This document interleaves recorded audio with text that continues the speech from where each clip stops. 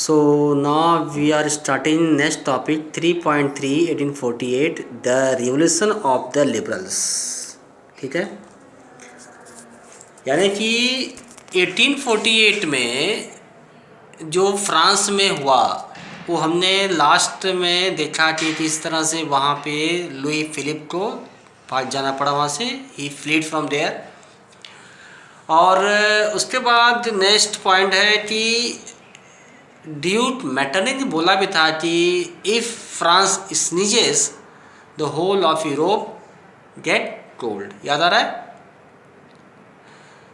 कि फ्रांस में जो कुछ होता है उसका असर पूरे यूरोप में पड़ता है। वही चीज़ फिर से यहाँ बताया गया कि 48 में जब वहाँ के पुअर पीपल ने, वहाँ के अनएम्प्लॉयड लोगों ने जब एक मूवमेंट चलाया और फ्रांस फाइनली रिपब्लिक बन गया, नेशनल असेंबली वहाँ बन गई, सफरेज राइट्स मिल जाए 21 ईयर्स एंड एबो मेल्स को, तब उसी समय जो बाकी जो देश थे वहाँ का जो मिडिल क्लास था उन लोगों ने भी मूवमेंट चलाया।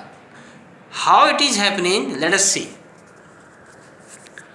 So parallel to the revolts of the poor, unemployed and starving peasants and workers in many European countries in the year 1448, a revolution led by the educated middle class was underway.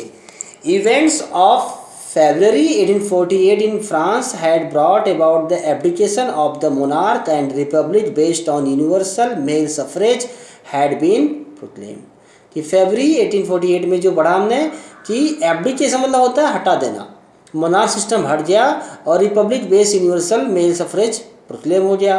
In other parts of Europe where independent nation state did not yet exist such as Germany, Italy, Poland and Austro-Hungarian Empire, men and women of the liberal family class combined their demands for constitutionalism with national unification.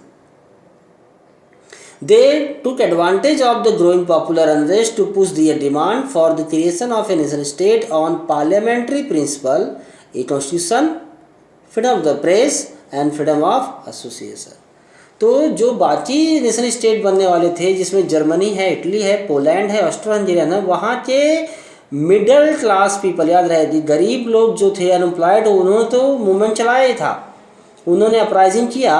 वहाँ की middle class people भी जो Europe थे उन्होंने भी national unification का policy start कर दिया और वो चाहते थे कि एक देश ऐसा बने जो पार्लियामेंट्री प्रिंसिपल पर, याद लिखा है, पार्लियामेंट्री प्रिंसिपल पे बेस हो।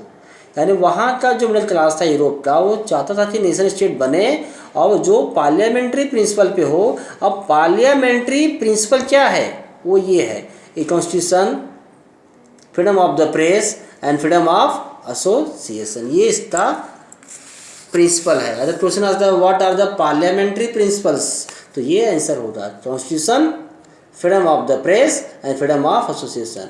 अब हुआ ये कि इन जर्मन रीजन से large number of political association whose members were middle class professionals, businessman and the prosperous artisans came together in the city of Frankfurt and decided to vote for an all German national assembly. अब देखते हैं Germany में क्या हुआ कि Germany में political association बने जिसमें कि मैक्सिमम लोग कौन थे, वो थे middle class professional, middle class professionals थे जिन्होंने क्या बनाया, पॉलिटिकल एसोसिएशन। कहाँ पे, जर्मन में। जो कौन थे, बिजनेसमैन थे, प्रोफेशनल थे, प्रॉस्परस आर्टिसंस थे वो लोग, और वो कहाँ पे जमा हुए, सिटी ऑफ फ्रैंकफर्ट, याद रहेगा, फ्रैंकफर्ट इन जर्मनी, फ्रैंकफर्ट में जमा हुए। उन्होंने डिसाइड किया कि हम लोग सब मिलके वोट देते हैं और बनाते हैं जर्मन नेशनल असेंबली।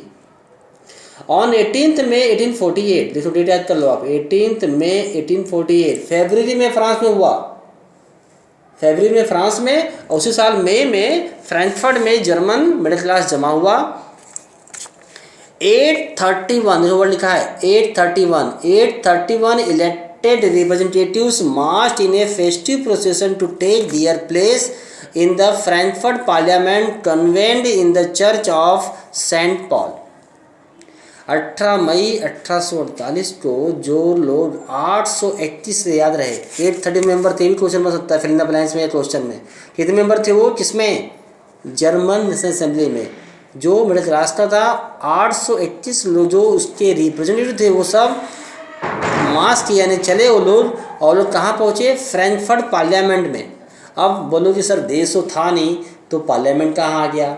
यस, तो क्या किया उन्होंने, जो उस समय वहाँ चर्च था, चर्च ऑफ सेंट पॉल को फ्रैंकफर्ट पार्लियामेंट में कन्वर्ट कर दिया गया था। इसका फोटो पीछे दिया गया है, यहाँ पे देखो आप, ये नज़र आपको आ रहा है, देखिए ये चर्च है, ठीक है, ये चर्च है। इस चर्च को उन्होंने, जो कि फ्रैंकफर्ट में था, और इस चर्च का नाम था सेंट पॉल चर्च, तो सेंट पॉल चर्च को उन्होंने कन्वर्ट कर दिया था जर्मन पार्लियामेंट में, फ्रैंकफर्ट पार्लियामेंट में। और देखो यहाँ पे 831 मेंबर्स बैठे हुए हैं जो रिप्रेजेंट कर रहे थे वहाँ के मिडिल क्लास को, प्रोफेशनल्स को और आर्टिसंस को। और ये लोग जमा किए हुए थे जर्मन नेशनल असेंबली। किससे जमा हुए थे? जर्मनी को यूनिफाइड करने के लिए, देश बनाने के लिए, कि वहाँ पे संविधान बनाया जाए। जिस तरह फ्रांस ने अपना संविधान बनाया है वैसे ही हम भी अपना संविधान बनाए, इसलिए जमा हुए थे। They drafted constitution for German nation to be headed by a monarchy subject to a parliament.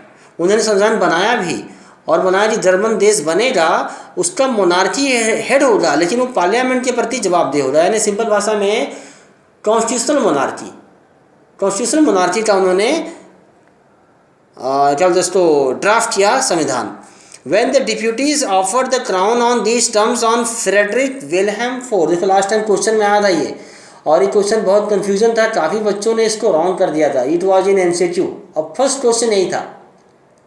इसे ध्यान रखो कि आपकी जर्मनी में जो 831 रिप्रेजेंटेटिव थे जिन्होंने 18 मई को जमा हुए थे फ्रैंकफर्ट पार्लियामेंट में, जो कि सेंट पॉल चर्च को कन्वर्ट करके पार्लियामेंट बनाया गया था, उन्होंने वहाँ पे संविधान बनाया। और संविधान बनाया कि उसका हेड जो होगा वो मोनार्क होगा, यानी राजा होगा, लेकिन वो जवाबदेह होगा पार्लियामेंट के लिए, यानी सिंपल भाषा में कॉन्स्टिट्यूशनल मोनार्की होगा। उन्होंने ये जो क्राउन था, जो राज का जो बोलते हैं क्राउन, उन्होंने ऑफर दिया था फ्रेडरिक विल्हेम फोर्थ। देखो याद रहे, फ्रेडरिक विल्हेम फोर्थ, ये नाम अच्छी तरह से याद रहे, नंबर भी याद रहे। Friedrich Wilhelm fourth, king of the Prussia, यानी उस समय प्रूसिया जो राज था, प्रूसिया राज का राजा फ्रेडरिक विल्हेम फोर्थ था, उसको उन्होंने ऑफर दिया कि आप जर्मन स्टेट के, यानी जर्मन देश के आप राजा बनिए, आप पार्लियामेंट के प्रति जवाबदार रहेंगे, आप हमारे कॉन्स्टिट्यूशनल हेड होंगे। Friedrich Wilhelm fourth, the king of Prussia, was offered the crown by the 831 members who were assembled in the St. Paul Church that was converted into Frankfurt Parliament. फिर हुआ क्या? He rejected it and joined other monarchs to oppose the elected assembly.